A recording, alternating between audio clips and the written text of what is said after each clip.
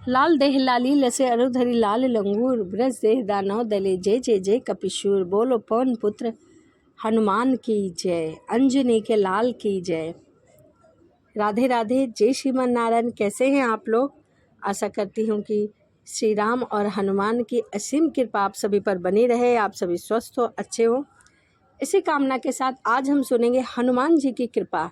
तो आइए ज़्यादा देरी न करते हुए वीडियो को शुरू करते हैं। सीतापुर गांव में एक बहुत ही पुराना हनुमान मंदिर था। वहां के पंडित राम नारायण जी बहुत सालों से उस मंदिर की सेवा किया करते थे। वो हनुमान जी के बड़े भक्त थे। पंडित जी अब वृद्ध हो गए थे और अब उनका स्वास्थ्य भी ठीक नहीं रहता था। एक दिन वह हमेशा की तरह मंदिर में पूजा कर रहे थे और मंदिर आने वाले भक्त उनसे उनका हाल चाल पूछ रहे थे। एक दिन की बात है कि उस गांव का जमींदार केशव नाम के लड़के को लेकर मंदिर में आता है और कहता है, राम राम पंडित जी, अब आपकी तबीयत कैसी है? सुना था आप बहुत बीमार थे। पंडित जी बोले, हाँ अब तबीयत ठीक है। मौसम की वजह से सर्दी जुकाम हो गया था, थोड़ी सर्दी खांसी और जुकाम थी, अब आराम हो गया है। हनुमान जी मुझे याद कर रहे थे, उन्होंने जल्द ही मुझे ठीक कर दिया, मैं मंदिर आ गया। तभी जमींदार बोला, आपकी सारी चिंताओं का समाधान अब हो गया है। समझिए, अब मैंने सोच लिया है कि आपको भी थोड़ा आराम चाहिए, इसीलिए आपका हाथ बटाने के लिए मैंने शहर से केशव को बुलाया है। मेरे साले जयप्रकाश के घर के पास ही मंदिर में एक पंडित जी हैं, उनका बेटा है केशव। फिर जमींदार केशव से बोला, केशव, यह हमारे हनुमान मंदिर के बहुत ही पुराने पंडित जी हैं, राम नारायण जी है, अब तुम्हें इनके साथ ही रहना है। केशव बोला, चिंता मत कीजिए जमींदार साहब, अब मैं पूरी तरह से मंदिर को संभाल लूँगा। इसके बाद वो पंडित जी से बोला, राम राम नारायण जी, अब आप हनुमान मंदिर की सारी सेवा मुझे दे दो और आराम से बैठो। पंडित जी बोले, हाँ हाँ बेटा, ज़रूर, मैं तुम्हें मंदिर के सभी कार्य समझा देता हूँ। यह कहते हुए पंडित जी केशव को मंदिर के सभी कार्य समझा देते हैं और कहने लगते हैं, धीरे धीरे तुम सब कुछ सीख जाओगे। राम नारायण जी केशव को सब कुछ समझाते रहते थे और केशव ध्यान से सुनता रहता था। उस मंदिर में हनुमान जी की मूर्ति बहुत ही सुंदर थी। उस पर सोने का मुकुट, गले में सोने की माला तथा सोने के सभी आभूषण थे। केशव सारा ध्यान बस हनुमान जी के सोने के आभूषणों पर ही लगा रहता था। उसके मन में सोने के आभूषण देखकर लालच उत्पन्न हो गया था और वह आभूषण चुराने की योजना बनाने लगा। वह मन में सोचने लगा, ऐसा क्या करूं जिससे सांप भी मर जाए और लाठी भी ना टूटे। मुझे हनुमान जी की इस मूर्ति के आभूषण चुराने ही होंगे।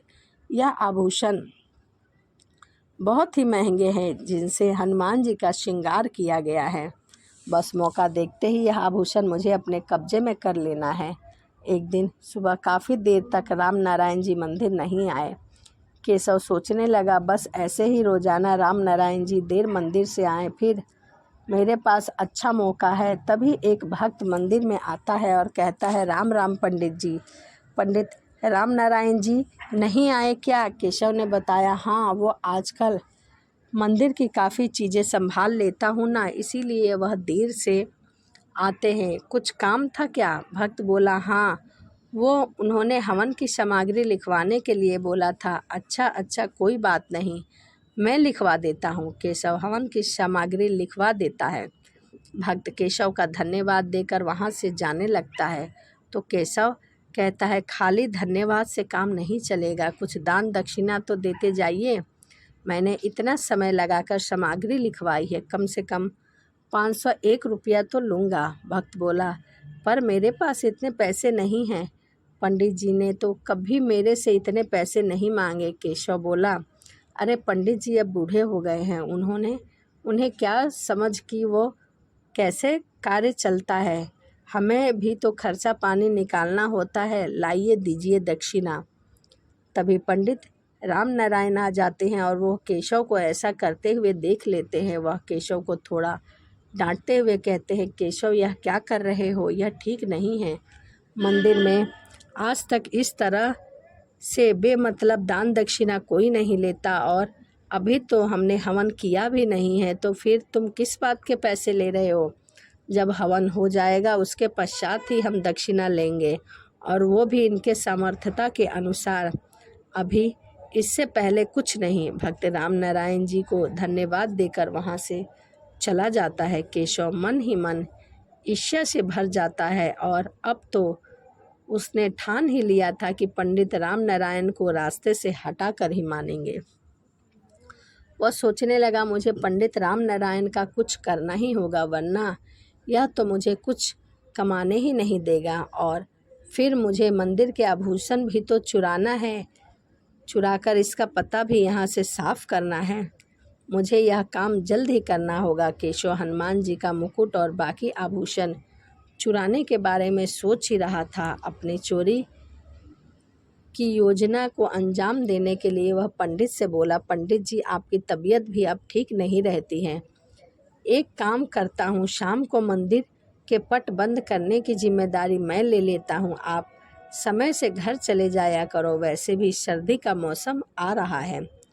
उसके पश्यंत्र से अनजान पंडित जी बोले, ठीक है बेटा, जीते रहो। पंडित राम नारायण शाम की आरती के बाद अब जल्दी घर जाने लगे। पीछे से केशव मौका तलाशने लगा, और एक दिन उसने मौका मिल ही गया, और वह हनुमान जी के मंदिर के आभूषण की चोरी करके वहाँ से भागने लगा। लेकिन अचानक उसे महसूस हुआ कि उसे किसी ने पीछे से पकड़ रखा है। अरे अरे, कौन है, कौन है, छोड़ो मुझे। केशव जैसे ही पीछे मुड़कर देखता है, साक्षात महावीर हनुमान उसके पीछे खड़े होते हैं और बोलते हैं, अरे मेरा मुकुट और मेरे आभूषण चुराकर कहाँ भाग रहा है? तुझे ऐसे ही थोड़ी जाने दूंगा, ला मेरा आभूषण वापस ला। केशव थोड़ा घबरा गया, लेकिन फिर वह थोड़ी मजबूती से बोला, अरे अरे, तुम तो ऐसे वेश में हो जैसे सचमुच ही हनुमान हो। मैं तो तुमसे डरने वाला नहीं हूँ।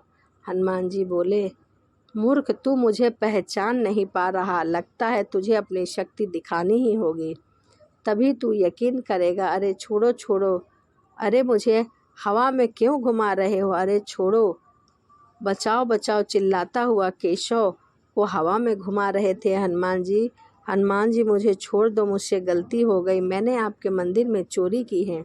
मैं आपके आभूषण आपको अभी दे देता हूँ, आप मुझे छोड़ दो। हनुमान जी बोले, मैं जानता हूँ तुमने मेरे आभूषण और मुकुट क्यों चुराया है, क्योंकि तुम मेरे प्रिय भक्त राम नारायण पर चोरी का इल्ज़ाम लगाना चाहते हो ना।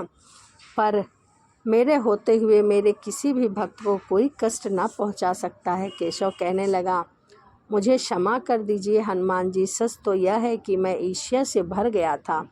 मुझे ज़्यादा धन कमाना था, इसीलिए मैं राम नारायण जी को मंदिर से हटाकर खुद वहाँ रहना चाहता था। इसीलिए मैंने आपके मंदिर में चोरी की है। मुझसे बहुत बड़ी भूल हो गई है। हनुमान जी मुझे क्षमा कर दो, मैं अब से ऐसी गलती नहीं करूँगा। पूरी श्रद्धा और भक्ति के साथ आपकी पूजा और भक्ति करूँगा और कोई बेईमानी नहीं करूँगा। ठीक है, मैं तुझे क्षमा कर रहा हूँ। जाओ और यह मुकुट और आभूषण मंदिर में वापस रख दो। अपने कार्य को पूरी ईमानदारी से करो। केशव हाथ जोड़कर खड़ा था। हनुमान जी वहाँ से अंतराध हो जाते हैं। केशव की आंखों में पश्चाताप के आंसू थे। वह मंदिर में वापस जाता है और फिर हनुमान जी की मुकुट और सारे आभूषण वहाँ पर पहना देता है। कहते हैं कभी कभी जब भक्त राह भटक जाता है तो प्रभु को आना ही पड़ता है ताकि वह सीधे रास्ते पर आए। केशव को सबक मिल गया था, उसे अपनी भूल का एहसास हो गया था। अगले दिन से उसने अपने व्यवहार को बदल दिया और वो भी पंडित राम नारायण की तरह मंदिर में पूरी श्रद्धा भावना से हनुमान जी की पूजा और भक्ति करने लगा। तो यह हनुमान जी और उनके भक्त की कहानी थी। वीडियो आपको कैसी लगी कमेंट में ज़रूर बताइएगा। तो चलिए इसी के साथ वीडियो को समाप्त करते हैं और मिलते हैं अगली वीडियो में। सभी को जय सिया राम, जय जय हनुमान।